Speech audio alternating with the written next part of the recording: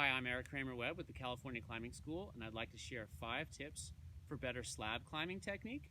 So we're going to look at low heels, hips out, smooth movement, the lateral movement of your hips, and the palm press. So the first thing is the low heels. The lower your heels, the more rubber is in contact with the rock, the better the friction.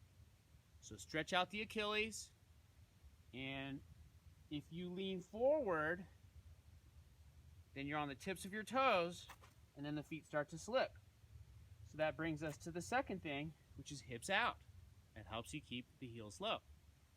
The other thing you'll find is if you're in close like this, you can't really see what to do. Your view of your foot is limited, and it feels really desperate. So have the hips out so you can see what you're doing.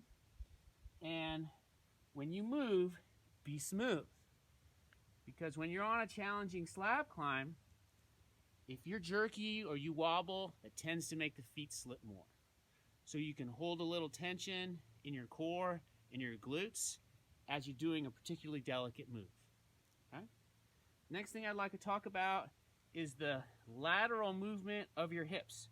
So let's say I've got my weight on the left foot, I plant my right foot, and here's the mistake.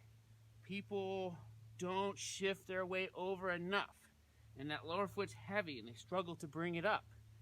So let's go ahead and get the hips all the way over, and then we can stand up more smoothly. Okay? So I would emphasize exaggerating the lateral movement of the hips from side to side. Okay? Now, as you put your foot on a new slippery hold, it can psych you out. It can feel like it's going to give way. But you haven't committed. You haven't put your weight on it. The more weight you put on it, the better it sticks. So let's not judge the hold until we commit. Let's put all the weight on it, and there we go. The crystals in the rock deform the rubber just enough to bite into it.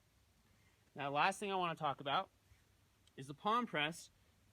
And the palm press is the tremendous slab climbing move. Now, if I'm going to move my right foot up and I've got an edge for the right hand, then I don't need a palm press.